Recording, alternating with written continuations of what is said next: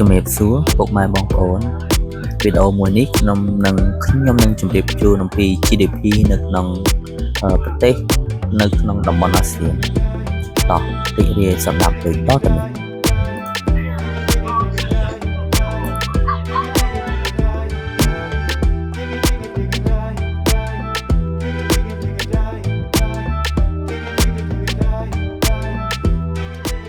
ចឹងមុននឹងយើង move on ទៅវីដេអូសូមកុំភ្លេចជួយចុច like ហើយ subscribe channel របស់ខ្ញុំផងបាទអរគុណទុកជាមុន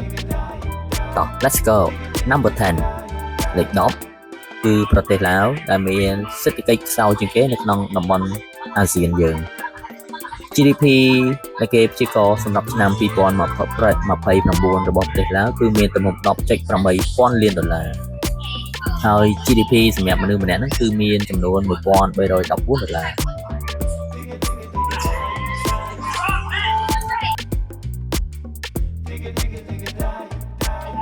បន្ទាប់ពីឡាវគឺប្រទេសប្រុយណេដែលទទួលបានចំណាត់ថ្នាក់លេខ 9 Yes number 9 is Brunei.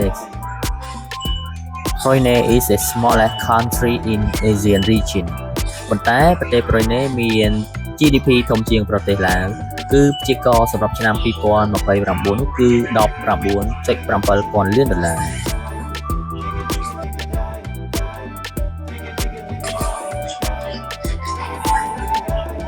ហើយលេខ 8 នោះគឺបានចំណាក់ទៅប្រទេសកម្ពុជា Cambodia is ranking in number 8 GDP របស់ប្រទេសកម្ពុជាមានទំហំចំនួន 71.8 ពាន់លានដុល្លារសម្រាប់ឆ្នាំ2029ហើយ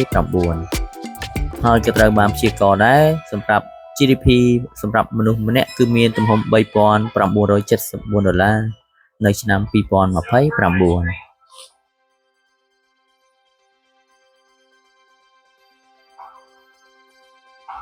សម្រាប់លេខ 7 បានទៅលើប្រទេសមីយ៉ាន់ម៉ាបើថាប្រទេសមីយ៉ាន់ម៉ាកំពុងតែមានចំនួនដីក្នុងក៏ដូចជាគ្រោះរញ្ជួយដីច្បាស់មែនប៉ុន្តែមីយ៉ាន់ម៉ាមានទំហំ GDP សម្រាប់ឆ្នាំ2029រហូតដល់ 86.2 billion ដុល្លារហើយ GDP សម្រាប់មនុស្សម្នាក់គឺមានចំនួន $1,500 ដុល្លារ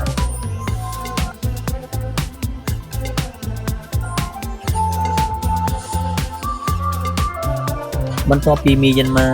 លេខ 6 គឺបានទៅលើប្រទេសម៉ាឡេស៊ីគឺជាប្រទេសមួយដែលជាប្រទេសមានការផលិតឧស្សាហកម្មទាំងធនធ្ងន់និងធន់ស្រាលដែលមាន GDP សម្រាប់ឆ្នាំ2029មានចំនួន $621 billion ដុល្លារហើយ GDP សម្រាប់ពលរដ្ឋម្នាក់ៗនោះគឺមានរហូតដល់ $17,000 ដុល្លារ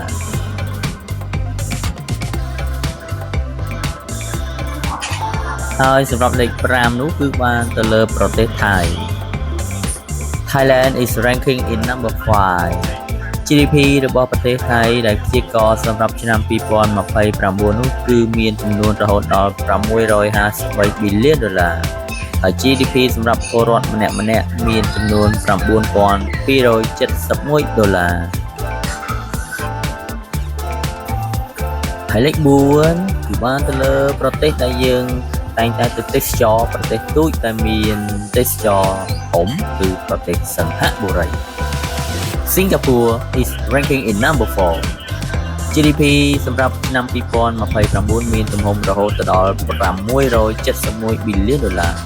ហើយ GDP សម្រាប់មនុស្សម្នាក់នោះមានរហូតដល់ $19,000 ដុល្លារ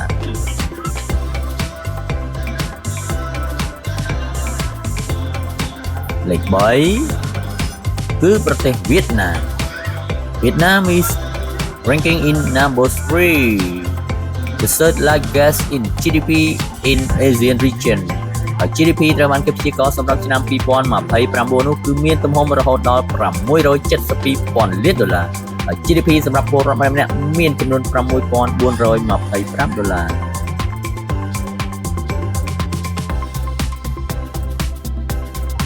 លេខ 2 ranking number 2 in GDP គឺប្រទេសហ្វីលីពីន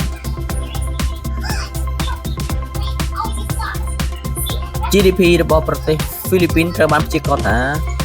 នឹងកើនរហូតដល់ $707,000 លានដុល្លារនៅឆ្នាំ2029 ហើយ GDP សម្រាប់ពលរដ្ឋម្នាក់ៗមានទំហំរហូតដល់$5,927 ហើយ number